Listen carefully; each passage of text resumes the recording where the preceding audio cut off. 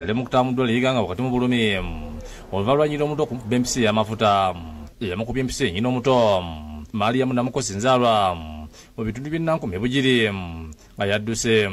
What most times occur from the recent cases that we have seen develop multiple blisters, some other physiological changes that can occur, get something called pneumocystis. Senga omwana ali tulugose amujjanja mu ddwaliro nga ategeeza nti atanakanga embeera yeyongera okwonooneka. Kigendererwa kyo kye yagenderera tekidi bamulamu eno ensuubira naidi naye nze tekidi tyategeera lwaki yamukuba empiso. Kitaawe Isaac Bogere annyonnyodde engeri mukyalo Namukosi yakubyemu omwana ono empiso y'amafuta. Konze nani akukubye empiso ati ni maama egana ankoba ati ni maama twatandikira awo okulaki okunoonekereza kulaki amukubye empiso ate nga tiiki timusawo. Awo twajja nakubira ku muzeeyi namaze okubira ku muzeeyi najja nakubira ku ni maama wange maama yamwete yamubuuza ati munakulaki okubya omwana empiso. Ono ategeeza nti yafuna Namukosi omwaka gumwe mabega nga yejjusiza okumufunira kati akusiza ne bizinensi y'edduuka. Agiro kebirawo tuti nga tubona ekirooto se twagiro kitwala ku empiso nga kiriwo n'amafuta ekyali kiriwo n'amafuta twakakasa nga amukubye eki nga amukubye mafuta olwisi n'okwita n'abantu ab'ekyalo kuba ndi ku ni bizinensi waka aye abantu kuti bali kutya n'okwidde okugula ebintu waka. Abulaiza ku nsonga z'abannamakeyiga nga Wahabu Kizza avumidde ekikolwa kino ategeeza nga bakwatagana ne poliisi kuyiga omukyalo ono. We are working with police and the local authorities to see that we bring her to book. Kye tuli mu kunoonyereza naffe nga poliisi ntate ensonga ezandibadde nga z'abantu bakulu bazimaliriza kati obusungu obukyayi obutaagaliza ne babuuza ku mwana. Bamugeme bajje bamusibe kuba ekikolwa kyakoze oyo mutemu. Mateeka gaye kubanga ekikola kyeyakoze kya butemu nnyo. Ivan Wakibi yakusakidde Green lwa Bukedde TV. Mawulire nsimalungi ate mu ngeri y'okuyamba abantu abali mu bwetaavu abasawo b'ekinnansi mu katale k'e Katwe baweereddwa ebintu okuyambibwako mu kiseera kino eky'omuggalo. Abasawo b'ekinnansi abakolera mu katale ka Ssaabasajja Kabaka ab'e Katwe bafunye akaseko ku matama oluvannyuma lwa pulezidenti w'abasawo b'ekinnansi abeegattira mu kibiina kya Gludene Traditional Healers and Herbalists Association Jemba Lumira Mayengo okubaddukira n'obuwunga ebijenjalo ne masiki bayambeko mu kiseera ky'omuggalo.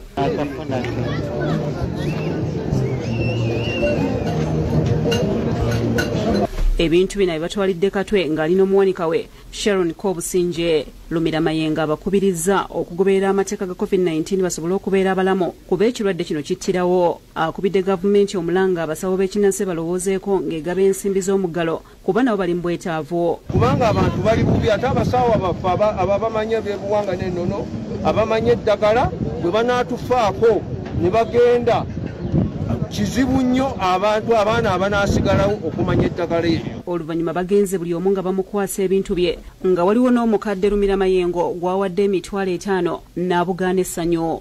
Abasawo bamwebazizza okubalowoozaako mu kiseera kino nga buli omu ali mu bwetaavu. Tumwebaza okutuukiriza obweyamu obwo n'asobola okubaleetera ku kyokulya era tutongedde omusala abaleeteddwa ku butimba bw'ensiri. Atuyambye nnyo ng'abasawo ab'ekinnansi e Katwe tubadde bubi. Ate mu kaweefube w'okulaba ng'abantu bayita mu muggalo aba booda ku siteegi ya Shell Kibuye nga bayita mu ssako yaabwe beekozeemu omulimu ne bagula akawunga ke bagabidde bannaabwe basobole okuyita mu kiseera kino.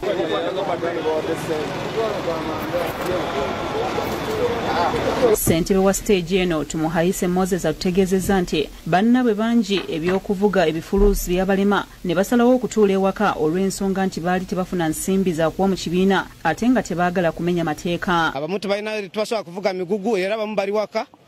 Ssente zaffe ntono zitusevinga twasazeewo tugureyo kiro 10 buli memba tuzimuwe tumuwereko n'omutwalo gwagenda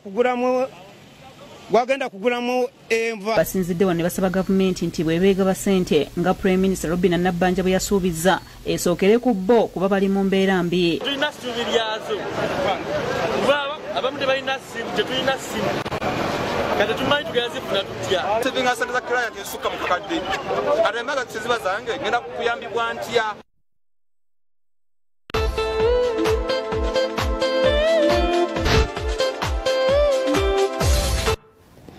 nga tugenze ko musiike ebyemizannyo Express FC erangiriddwa kuba champion bwa ligi ya Star Times Uganda Premier League season eno oluvannyuma lwa ligi okukomekerezebwa ng'ebula emipiira ena. Ligi ekomekerezeddwa lwa COVID-19 nga kati Express FC egenda okukiikirira eggwanga mu mpaka za CAF Champions League.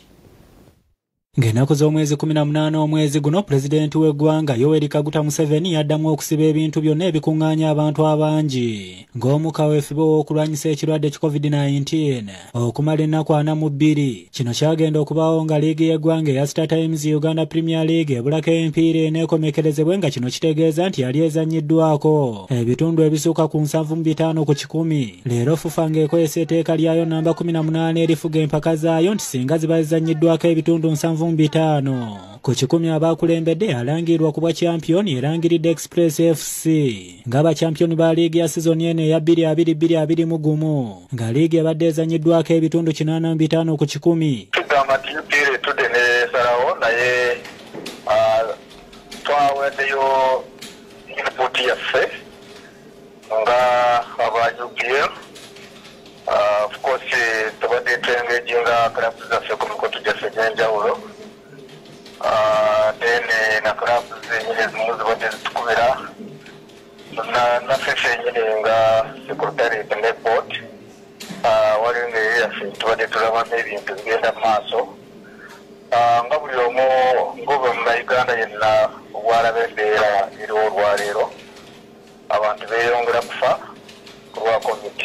Express FC okuweebwa ekikopo kya liigi season eno ebadde ekyakulembedde liigi n'obubonero 58 ng'esinga URFC abali mu kyokubiri akabonero kamu kokka nga balina 57 Vipers SC mu kyokusatu 56 nga KCCFC ebadde mu kyakuna n'obubonero 48. Express FC ebadde emaze emyaka 10 nga teroza kusanyulira kuwangula kikopo kya liigi ng'ali asemba okukiwangula mu season ya 2011-2012 wansi w'omutendesi Sam Simbwa kati atendeka URFC nga kino kye kikopo kya liigi ekya Express FC ekyomusanvu. Ekikoze really kubeera buli omu omukkiriza okukola kyalina okukola.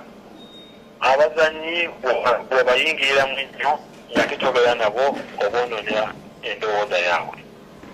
Kooki bw'omutambulirako naye omwononera endowooza ye. CEO naye bw'oba nga tomukkiriza kukola mirimu gye tagenda kukola bulungi. Kyenakola kyokka kwe kukkiriza kyensobola nekisisobola. Kyesisobola nenkireka, kyensobola nenkifunira akisobola. Bafuna kooti nga yasobola omulimu ogwo netumuleka. Ne CEO netumuleka nakola omulimu ogwaffe gwali gwa kusaka ssente ng'abawagizi kudda mu kisaawe. Naye kirala kye twakola ekyasingira ddala abawagizi bakkiriza nti nno tuli bantu ku nsi tetuli bakatonda. Kuwawula tujja kuwangula naye tujja kusigala nga tukola ki nga tuwagira ttiimu yaffe. Bino ebijjidde ng'eggulo nnyini Vipers SC Dr. Lawrence Mulindwa awadde abakulira liigi amagezi okulangira Express FC ng'aba champion ba liigi eya season eno. Kati Express FC yakukiikirira eggwanga mu mpaka za kiraabu empanguzi ku lukalu lwa Bulaaya eza CAF Champions League eza season ejja yo Kyetume FC, Mid FC ne Kitale FC. Ze kiraabu esatu esaliddwako okudda mu kibinja kya wansi ekya Big League season ejja wabula kati ekyeraliikiriza Express FC kwe kubanga ne Vipers SC gye baawa ekikopo kya liigi season ewedde mu ngeri y'emu tebagikwasanga kikopo kyayo. Eric Kambale, he's a player, he's a scorer. Ate mu malala mu mpaka z'amawanga aga Bulaaya mu mupiira ogusoosewo leero Bungereza efuuse ttiimu ey'omusanvu okwesogga oluzannya lwa quarter final era ng'emeze Girimani ku ggoolo 2 ku bwereere zitebeddwa abazannyi Raheem Sterling ne Harry Kane nga yo Sweden ezannya Ukraine. Kati